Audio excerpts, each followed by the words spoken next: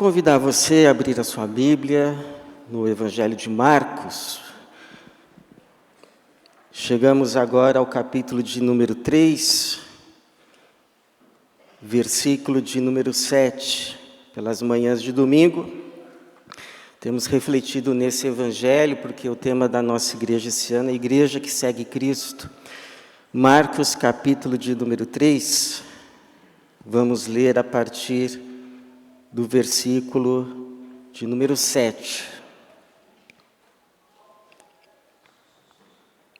Marcos, capítulo 3, a partir do verso de número 7.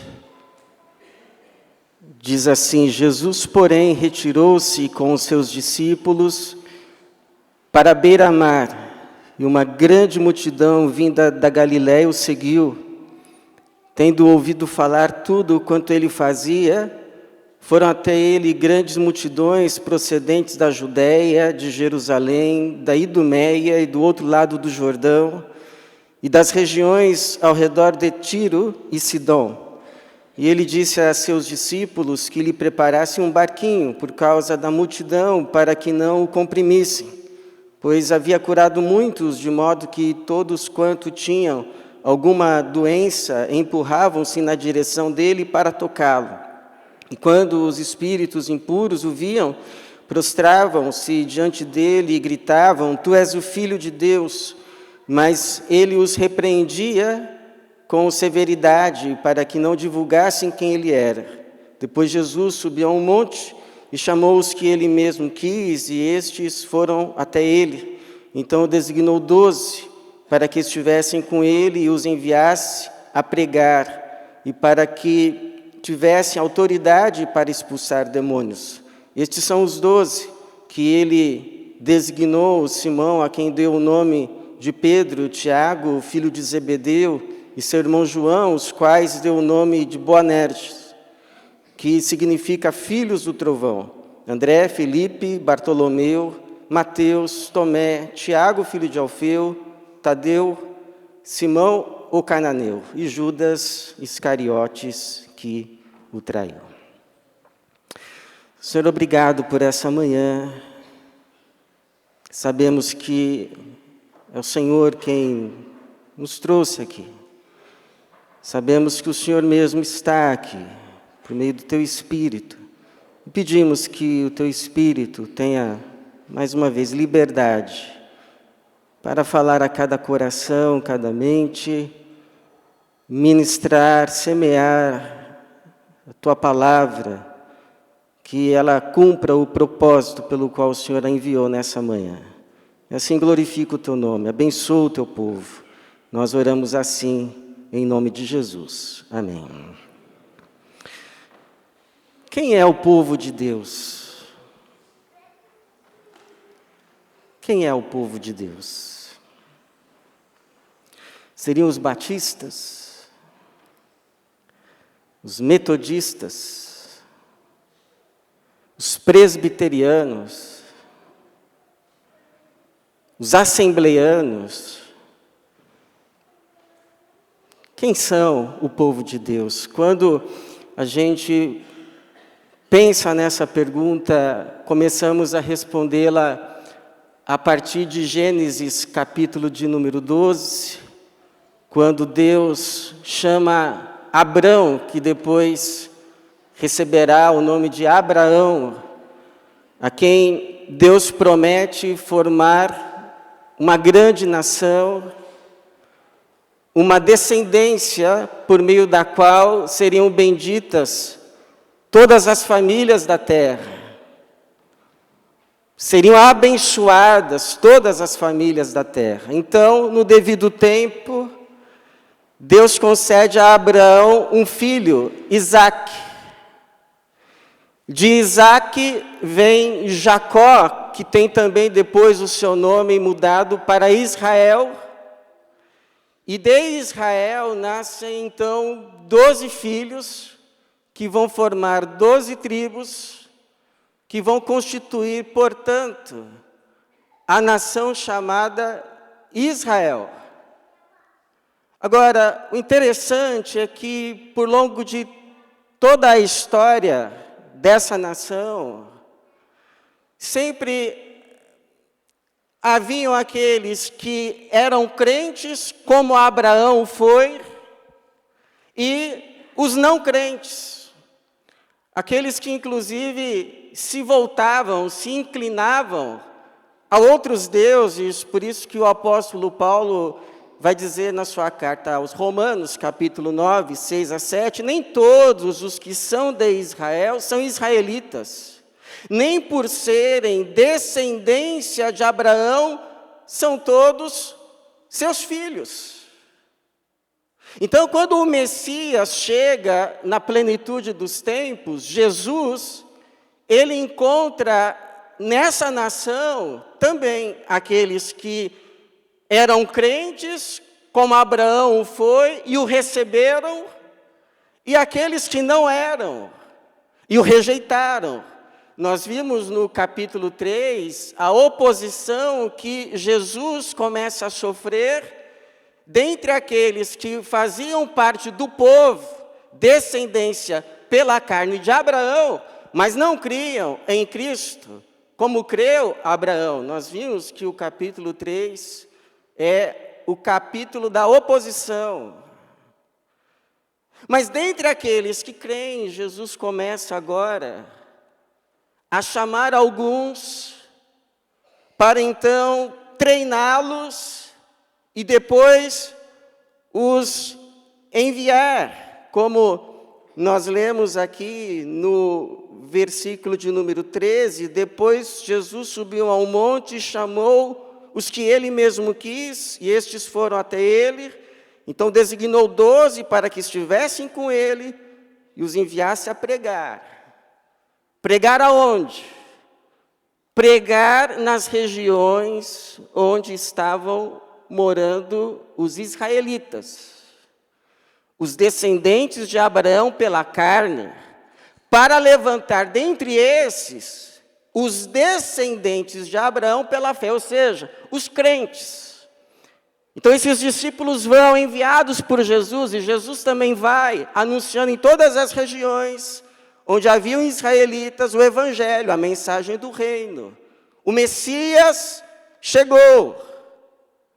Depois que são levantados dentre estes os crentes, os filhos de Abraão pela fé, Jesus Cristo morre, Jesus ressuscita, Jesus promete enviar o Espírito Santo, e então os envia finalmente agora, não só aos israelitas, mas a todas as nações. Vão e façam discípulos de todas as nações.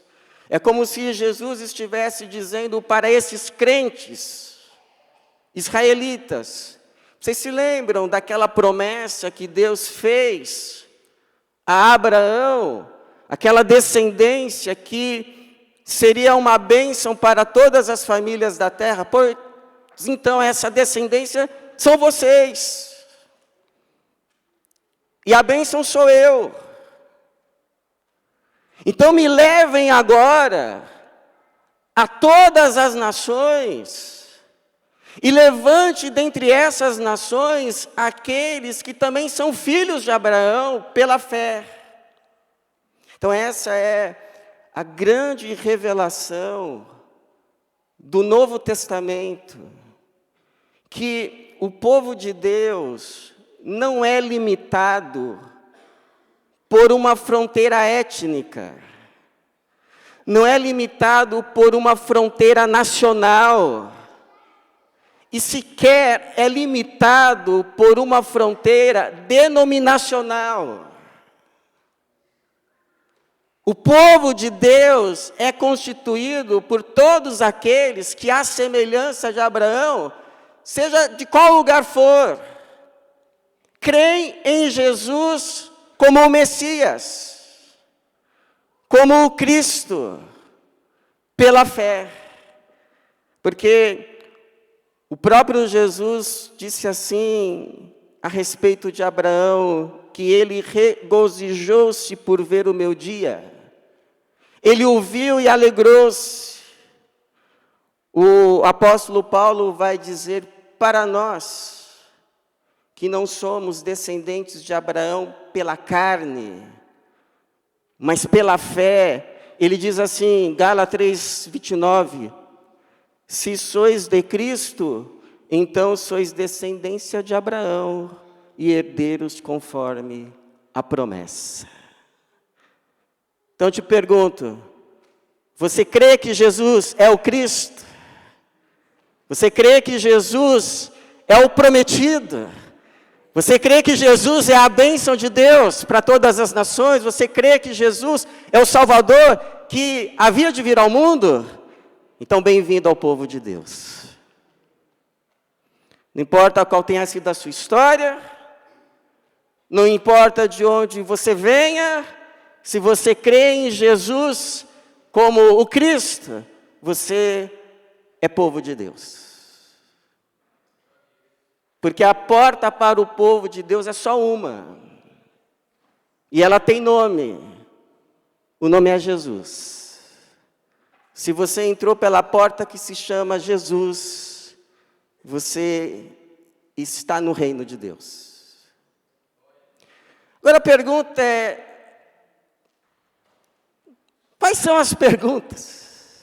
Ficam algumas perguntas para nós que somos este povo, declaramos ser esse povo, o povo do Cristo, o povo de Jesus, o povo de Deus, pela fé.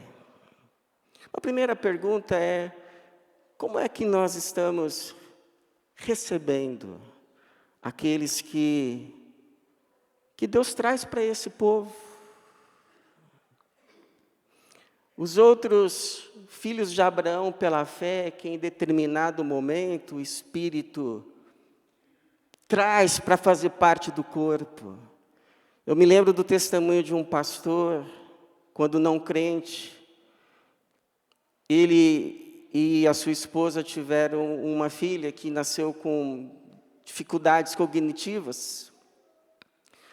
E eles foram para todos os cantos buscar ajuda, não só na área médica, mas também em religiões, até que se achegaram à igreja.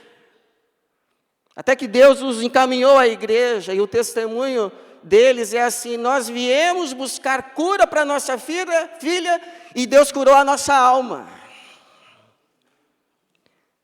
Interessante que essas multidões que se achegam a Jesus, elas estão se achegando buscando cura.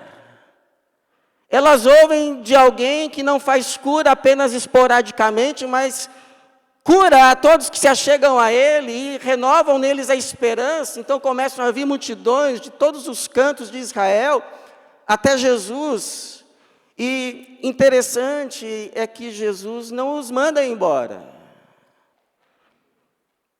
O texto vai dizer que, tendo, versículo 8, ouvido falar de tudo quanto ele fazia, foram até ele grandes multidões, verso 10, pois havia curado muitos, de modo que todos quanto tinham alguma doença, empurravam-se, se atropelavam, caíam na direção dele, e ele os recebia, porque sabia que ninguém podia se achegar a ele, se o Pai não o trouxesse.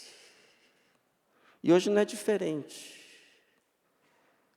Deus continua trazendo. Lá em Atos capítulo 1, verso 47, diz que era o Senhor que acrescentava a cada dia a igreja, os que iam sendo salvos, é Deus quem traz. Mas essas pessoas podem entrar e sair daqui, por exemplo, sem serem percebidas,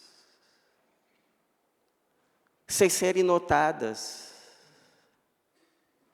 sem serem cumprimentadas, sem serem notadas, entrarem e saírem invisibilizadas. É verdade que algumas querem isso, mas nem todas. Tem uma irmã que se achegou à nossa igreja há algum tempo, tem participado de sexta-feira dos nossos grupos de comunhão, integração. E semana passada faleceu a sua irmã. E que gratidão a Deus eu tive no meu coração quando cheguei ali no velório e vi irmãs do grupo dela, com ela, se fazendo presente, dando apoio, chorando junto, dando suporte, porque é isso que é ser igreja, é isso que é ser povo de Deus. Agora, uma segunda pergunta: será que nós temos tido consciência da nossa vocação como povo de Deus nessa terra, nesse mundo? Ou como qualquer outra pessoa, nós estamos aqui só para nos dar bem? Nós estamos aqui apenas querendo ser abençoados. A única diferença é que enquanto alguns têm os seus alvos e usam como mediadores entidades, nós queremos fazer de Jesus apenas um mediador para as nossas conquistas pessoais. Nada contra termos sonhos, vontades, mas Deus nos chama para algo maior do que isso. Veja que, dentre esses 12 que Jesus designa apóstolos, é possível que alguns deles tenham vindo dessas multidões que foram até Jesus. Porque essas multidões vinham de todas as partes das regiões onde habitavam os israelitas. Versículo de número 8 vai dizer assim: foram até ele grandes multidões procedentes da Judéia, de Jerusalém, da Idumeia e de outro lado do Jordão, e das regiões ao redor de Tiro e Sidom. E os discípulos de Jesus, os apóstolos, também eram de diferentes regiões. Por exemplo, vai falar no verso 18 de um tal de Simão, Zelote, que pode ser traduzido como Simão o Cananeu. Então, destes que Jesus abençoa, Jesus agora chama para abençoar. Os chamados são, os abençoados são chamados para abençoar. Por que Deus te abençoa? Para você abençoar. Para te capacitar a cumprir com essa vocação de povo de Deus que não está aqui só para ser abençoado, mas para abençoar. E talvez seja por isso que em algumas partes a Bíblia nos considera como árvores. Ele será como árvore plantada junto às correntes de águas, que dá seu fruto no tempo certo. Você já reparou que a árvore, aonde ela está, ela não só tira, mas devolve? Ela toma um lugar no solo, mas onde ela está, ela devolve como sombra. Ela retira gás carbônico e devolve ar puro. Ela retira água e sais minerais do solo e devolve frutos. Onde ela está, ela é abençoada, mas com o que ela é abençoada, abençoa. Então, o que Deus disse a Abraão, diz a nós também hoje: aonde você estiver, sê tu uma bênção. Sê tu uma bênção. Quando você chegar amanhã lá no seu serviço, pense assim: eu não estou aqui só para tirar, eu estou aqui para abençoar. Aonde você chegar, esse lugar se torna um lugar melhor. Quando você sair, você deixa algo melhor do que quando você encontrou. Porque você é povo de Deus. Você não está aqui só para ser abençoado. Você está nessa terra para ser uma bênção nas mãos de Jesus. Uma terceira e última pergunta. Será que nós nos importamos o suficiente como povo de Deus que somos, dizemos que somos, em levar a outros ou a outros a bênção de Deus no singular, que é Jesus?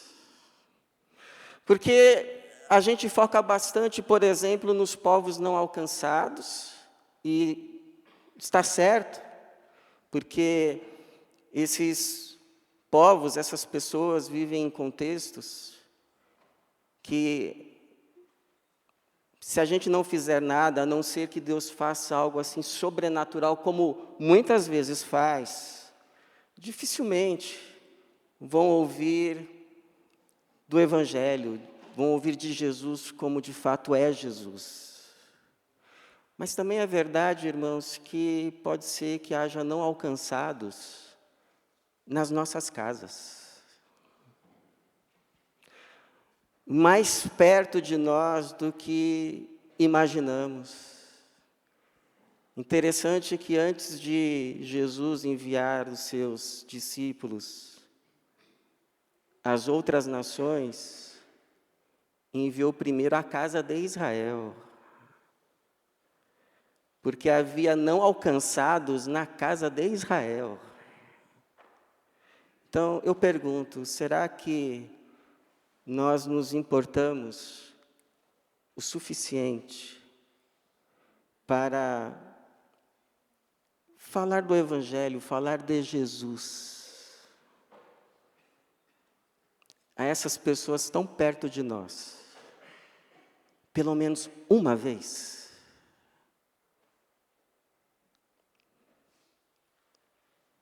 Pelo menos uma vez.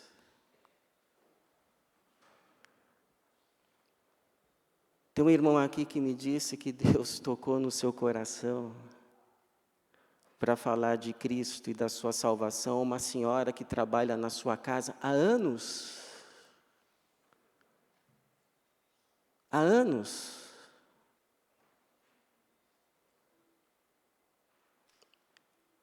E Deus preparou o momento e começou-se uma conversa, e ela começando a dizer de tantas coisas que ela achava que precisava, e Deus o usou para dizer a ela: fulana, o que você precisa é de Deus. O que você precisa é de Jesus. E ela aceitou. E agora ele está a discipulando. Então, irmãos, é isso. A gente não precisa brigar, a gente não precisa discutir, a gente não precisa tentar convencer. A única coisa que a gente precisa é testemunhar. E o que vem depois é obra de Jesus, é obra de Deus. É obra do Espírito. Como ele disse, sereis minhas testemunhas. O que uma testemunha faz? Só testemunha. Só testemunha. Onde? Tanto em Jerusalém, como em toda a Judéia e Samaria, até os confins da terra, ou seja, a missão do testemunho é simultânea. A gente anuncia aos confins da terra, sem se esquecer da nossa Jerusalém. Nosso coral canta um hino que eu acho muito bonito, que diz assim: povo de Deus, igreja santa, povo de Deus, nação real, adorando a um só Deus e marchando rumo aos céus. Somos de Deus, sim, povo seu. Amém. Que assim seja. Que hoje sejamos contados entre o povo de Deus, para que amanhã sejamos vistos entre aqueles de toda a tribo, toda língua, toda nação, que foram lavados pelo sangue do Cordeiro de Deus. Para a glória dele e louvor do nome de Jesus. Amém. Amém. Louvado seja o Senhor.